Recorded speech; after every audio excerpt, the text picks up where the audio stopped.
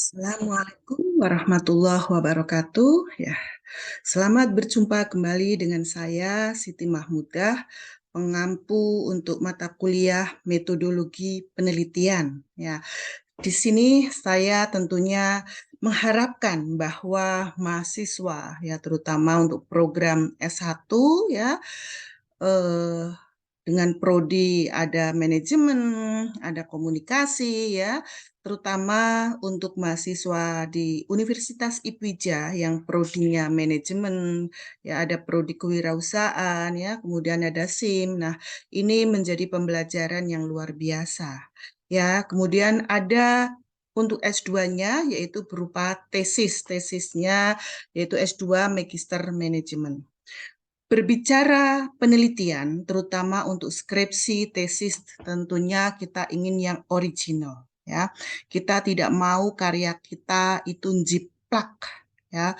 Jadi ada yang 70%, 80% jiplak. Nah, itu jangan jangan sampai terjadi untuk mahasiswa kita, terutama mahasiswa Indonesia, ya. Harus bersikap loyalty terhadap diri sendiri. Integritinya harus kita junjung. Ya, bagaimana kita membuat sebuah karya penelitian yang original. Pada episode hari ini, saya akan memaparkan bagaimana membuat judul penelitian. Kalau tadi kita di episode sebelumnya ya kita ada episode lokus penelitian, episode untuk pengajuan judul yang sebelumnya harus ada fenomena masalahnya, harus ada latar belakang yang menyebabkan kita mengambil judul tersebut. Ya. Kemudian yang ketiga adalah jurnal hasil penelitian terdahulu, yaitu artikel-artikel penelitian yang mendukung ataupun yang tidak mendukung, yang sifatnya signifikan atau yang tidak signifikan, ya, untuk membangun gap teori itu, ya, berdasarkan penelitian kita.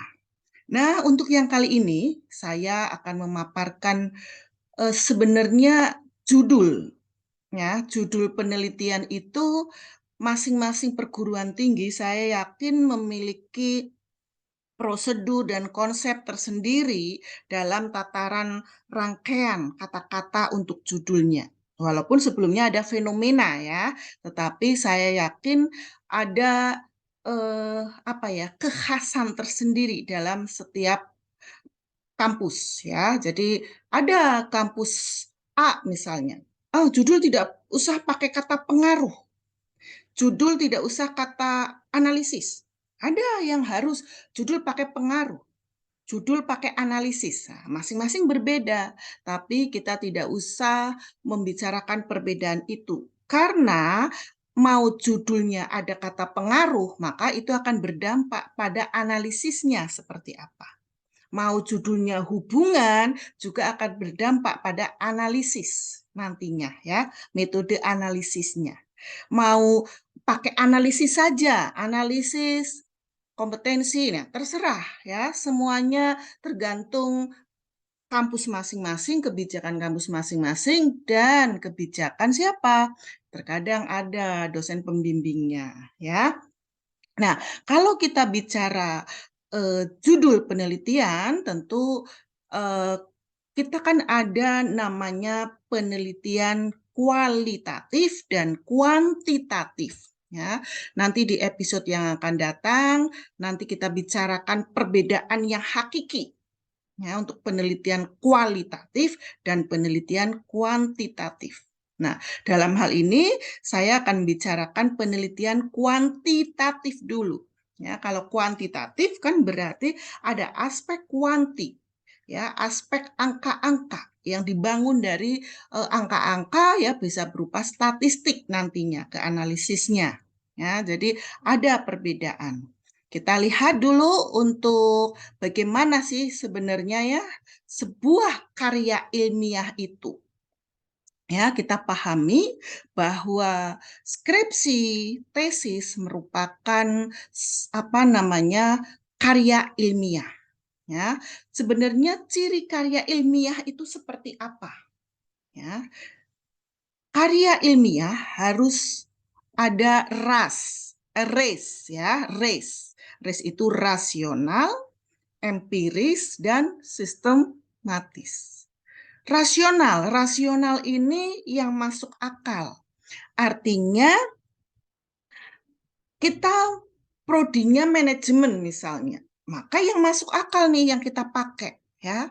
Jadi kalau kita meneliti, kalau meneliti konsentrasinya saya pemasaran, saya meneliti tentang distribusi, ya.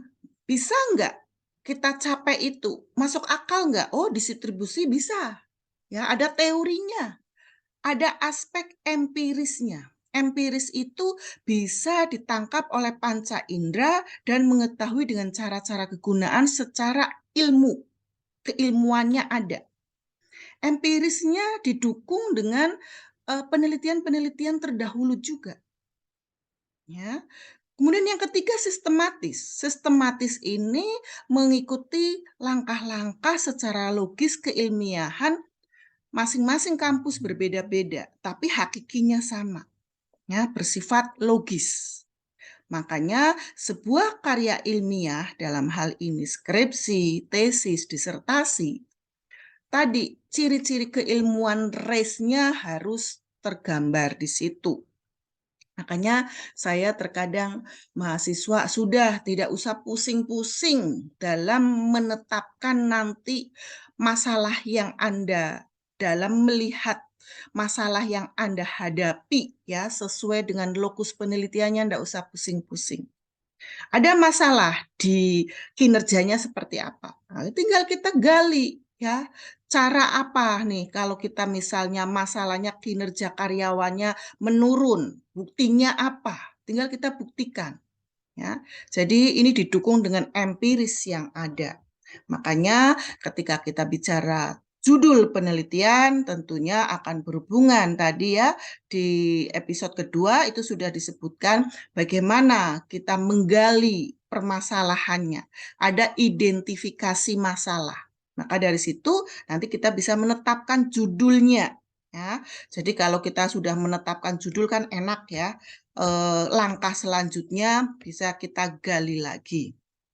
Nah, ini kita berhubungan tadi dengan judul. Judul itu harus apa sih gitu ya. Jadi kita terkadang terkecoh ya, terkecoh dengan judul. Judulnya harus panjang lebar. Padahal di judul itu ada cara membuat judul ya dari setelah ada fenomena masalah, masalah-masalah apa yang harus kita teliti ya. Nah, itu nanti kita tentukan judul. Dalam judul pun ada orientasi, dua orientasi dalam pembuatan judul yaitu singkat dan jelas. Berorientasi singkat dan orientasi jelas. Ya, judul itu hanya memunculkan satu saja, masalahnya apa. Nggak usah sampai ini ya. Kalau misalnya di kita skripsinya di ALA ya, di ALA Universitas IPIJA itu menggunakan pengaruh Bu misalnya. Pengaruh misal judulnya ya, pengaruh motivasi berprestasi kemudian partisipasi kerja, dan budaya organisasi terhadap efektivitas kerja karyawan PT Angin Mamiri, misal. Berarti harus jelas sudah. Subnya kan sudah jelas di situ. Ya, variabel-variabel yang dibangun jelas. Ya, di situ orientasinya jelas itu seperti itu. Ada objeknya, subjek, lokasi, waktu penelitian nanti ya. Ada di apa di tataran itu. Ya, makanya kan kita mengenal ada apa namanya jenis-jenis data ya. Dari situ kita akan melihat apakah cross section atau time series ya kan dari situ. Nah, ini makanya ketika kita membuat judul penelitian yang seperti apa. Ya. Kemudian yang penting juga ketika kita dalam menetapkan judul, kita tadi saya sudah berulang kali jangan mempersulit diri. tapi reachable, ya. Jadi masalah dalam penelitiannya kita itu reachable. Artinya dengan judul tersebut, dengan fenomena yang ada kita tentukan judul. Nah, dengan kita berpedoman reachable. Artinya apa? Dapat diuji melalui pengumpulan data, analisis, ya, diuji secara empiris, itu mampu. Ya, jadi nggak usah pusing-pusing Anda untuk skripsi. Kemudian memiliki implikasi teoritik dan prakteknya. Nah, ini kan nanti akan muncul ya, setelah Anda menggali dari bab 1, 2, 3 akan muncul itu. Kemudian masalahnya menarik ya. Bu, masalah menarik itu yang seperti apa ya, Bu? Ya, misalnya nih, di kampus kita banyakkan misalnya mengambil variabel motivasi. Ya, misalnya dari sekian periode mengambil motivasi variabel bebasnya. Itu sudah tidak menarik, ya.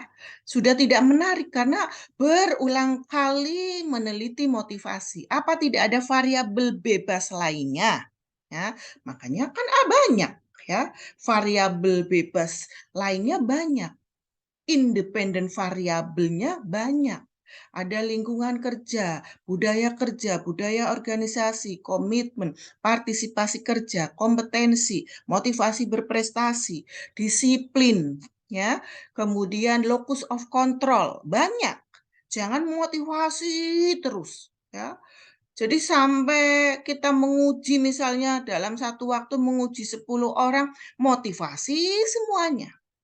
Nah, itu makanya buat ya masalah yang menarik dengan judul tadi yang berbeda variabelnya sehingga kita bisa menggali gitu ya, bisa menggali terus.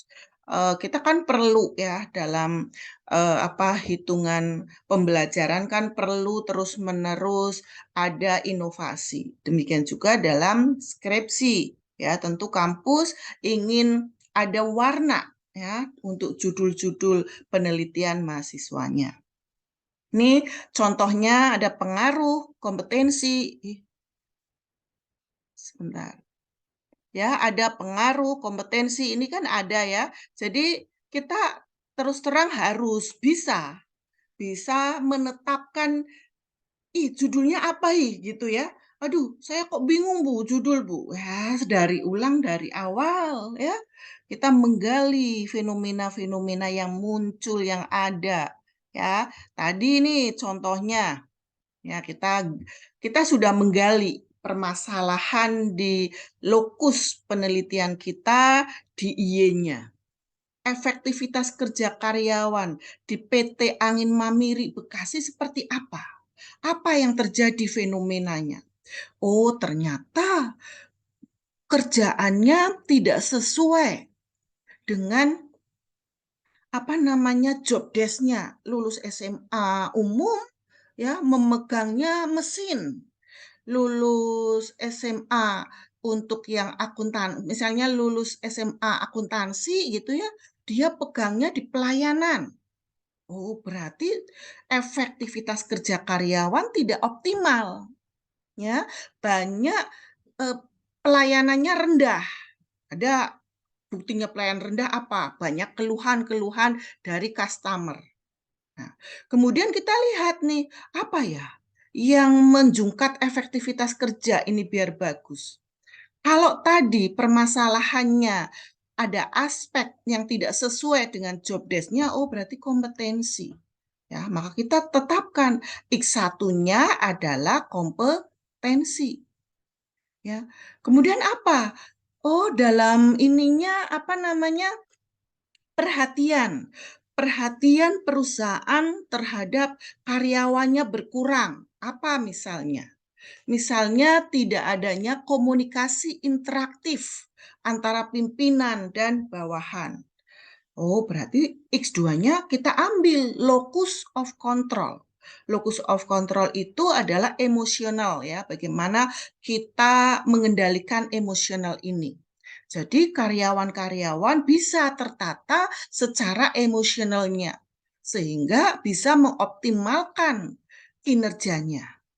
Nah, Apalagi kita lihat lagi fenomenanya, biar efektivitas kerja karyawannya meningkat sehingga laba perusahaan PT Angin Mamiri ini bagus.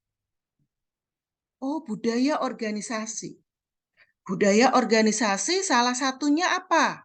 Di situ misalnya aspek ini komunikasi, ya, cara komunikasi antara pimpinan dan bawahan, kemudian paduan kerja ya dalam capaian masing-masing bagian kinerjanya tidak tepat misalnya.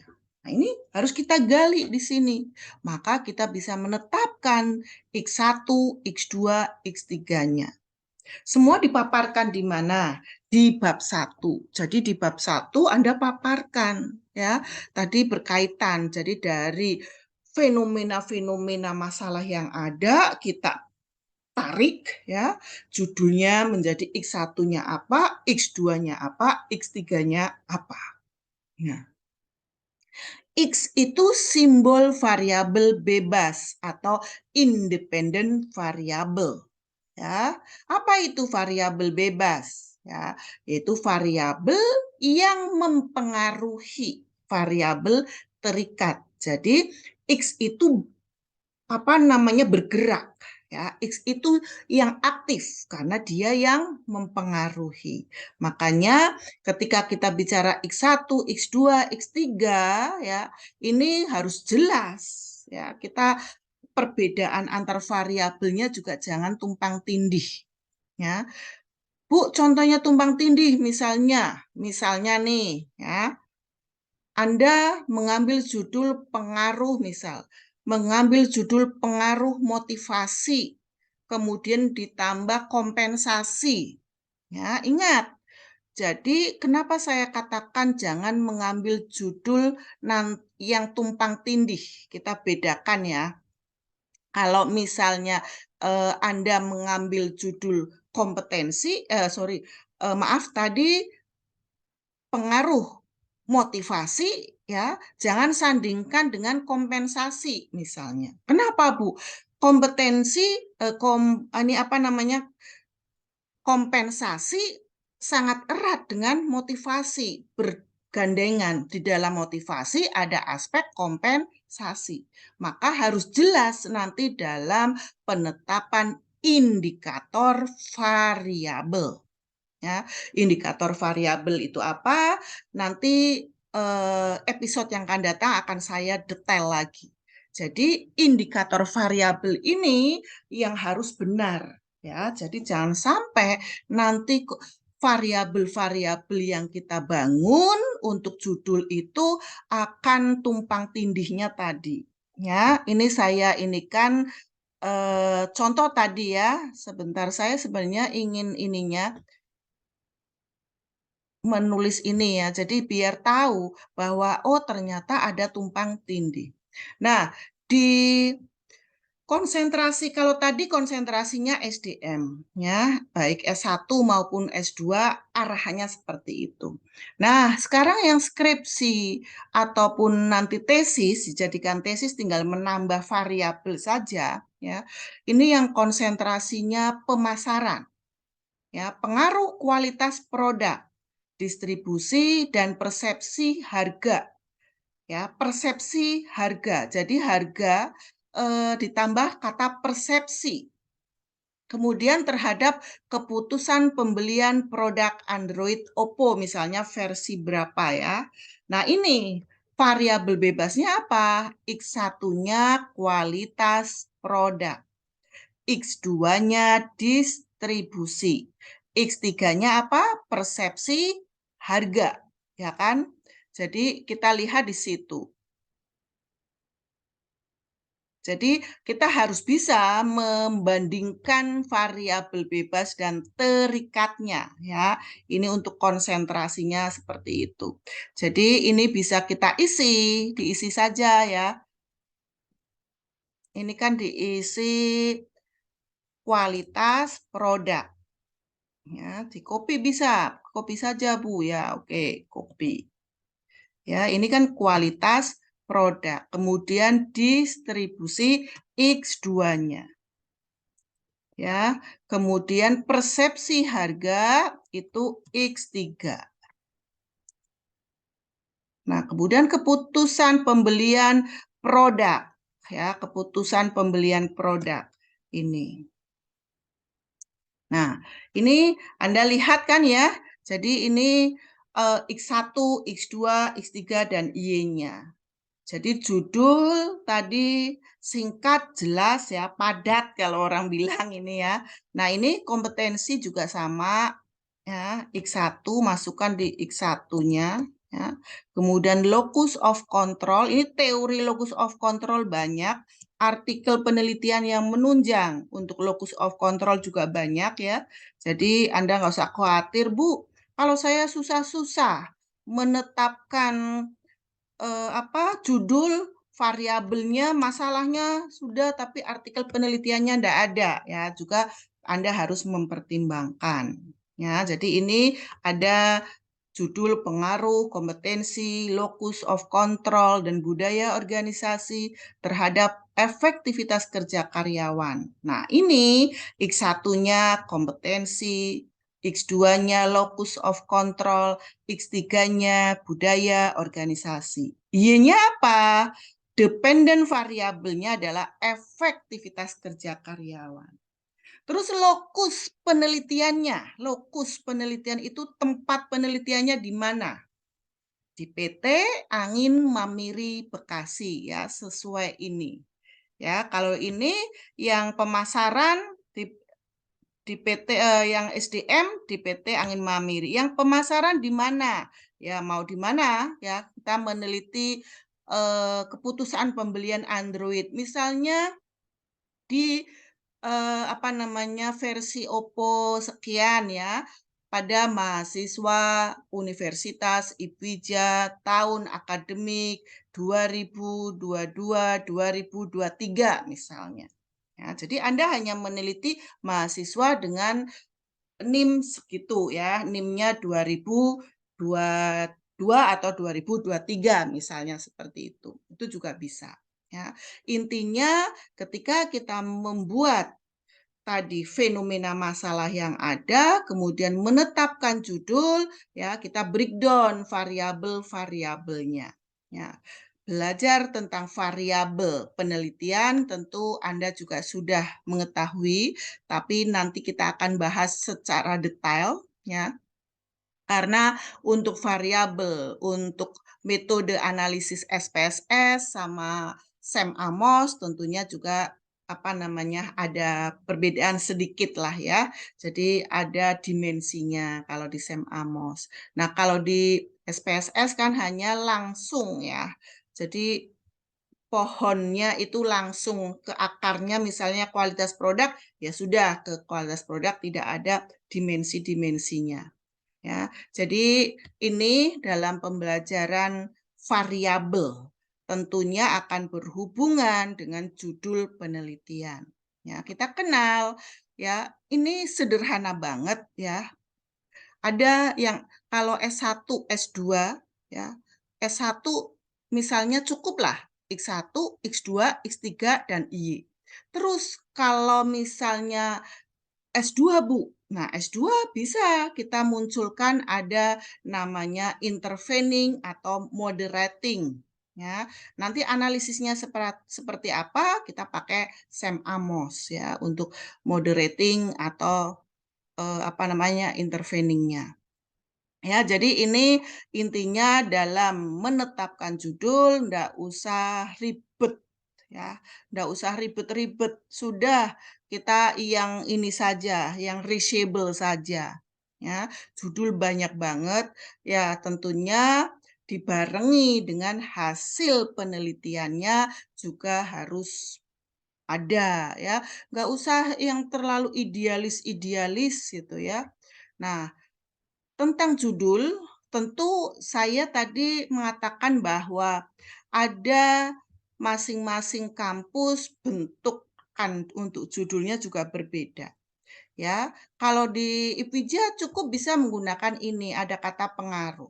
Tapi ada yang lain Bu, misalnya di kampus saya tidak menggunakan pengaruh, disuruhnya analisis kompetensi locus of control. Ya, ikuti sesuai dengan koridor kampus masing-masing.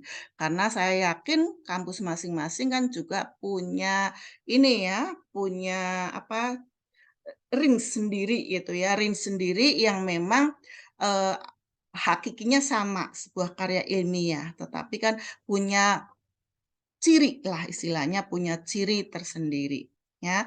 Ini jadi kalau di kita, di S1-nya tadi ya, ada 3 variabel bebasnya dan 1 variabel terikat. Bu, kalau saya misalnya mau dibuat X1, X2, kemudian ada moderating-nya, kemudian ada terikatnya. Boleh ya. Jadi mau X1, X2, X3 terus ada moderating atau intervening, kemudian IY-nya juga boleh. Jadi intinya dalam menetapkan judul tadi ya saya menguatkan untuk yang pertemuan di kedua itu ya, tentunya ada fenomena masalah, kemudian judul-judulnya, variabelnya ini Anda bangun dengan artikel penelitian yang ada. Jangan membuat mempersulit diri sendiri. Ya, contoh-contoh banyak, Bu. Contoh keuangan, Bu. Ya, contoh keuangan misalnya apa? Kalau Anda misalnya ini keuangan, ya, pengaruh modal kerja, solvabilitas, dan rentabilitas terhadap kinerja keuangan pada angin segar Bogor misalnya. Ya, berarti apa? Kita lihat X1-nya apa? X1-nya modal kerja atau modal usaha. Ya, kemudian solvabilitas masuk apa? Variabel X2. Ya, variabel X2. Rentabilitas masuk variabel X3. Ya. Kemudian apa? Kinerja keuangan masuk di Y-nya. Oke, ya, jadi ini. Jadi judul Anda bisa membreakdown berdasarkan variabel independen dan variabel dependen, ya, variabel bebas dan variabel terikat. Ya, paham ya?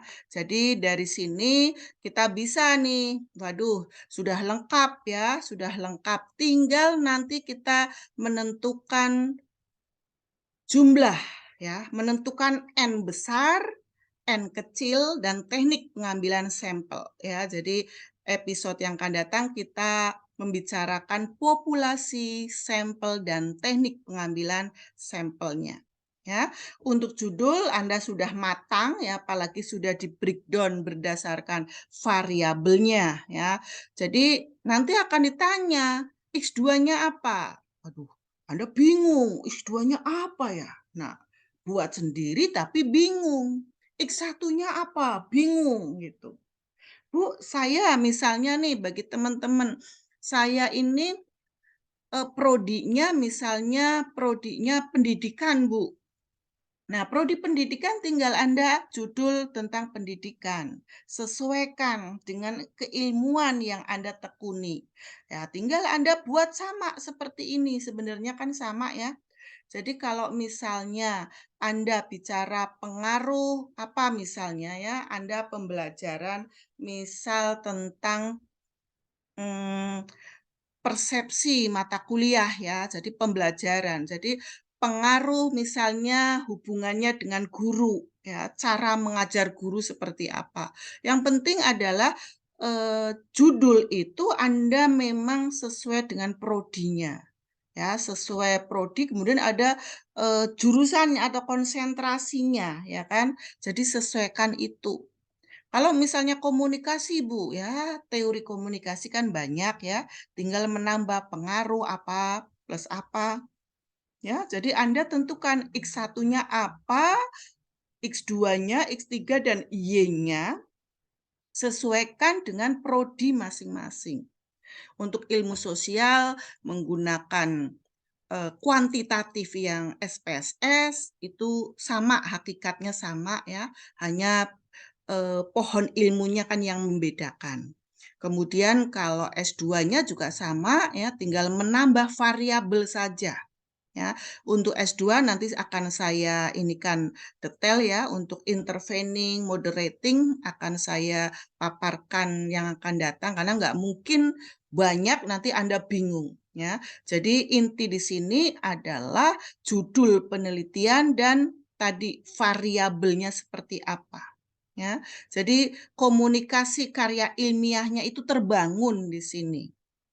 Ya, kita kan akan melihat ada modal kerja, ada solvabilitas, rentabilitas ya. Tentunya ini di judul penelitian contoh-contohnya ya, dari keuangan, SDM, pemasaran. Nah, Bu, bagaimana dengan judul yang konsentrasinya manajemen bisnis? Ya, jadi di manajemen bisnis kita ada dua, startup 0 dan startup pengembangan. Startup 0 itu dimulai Anda belum punya bisnis, tapi sebuah perencanaan.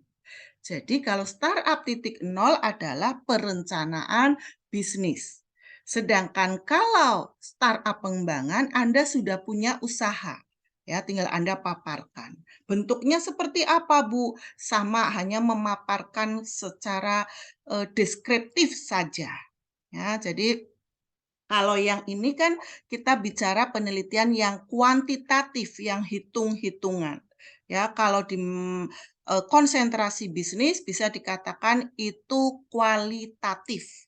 Ya, jadi sebenarnya kan ada ya pembeda penelitian kuantitatif dan kualitatif. Jadi kalau di konsentrasi yang manajemen bisnis arahnya pada kualitatif. Jadi memaparkan ya, walaupun di situ ada unsur kuantitatifnya. Kayak harus ada laporan keuangan, perencanaan investasi ya.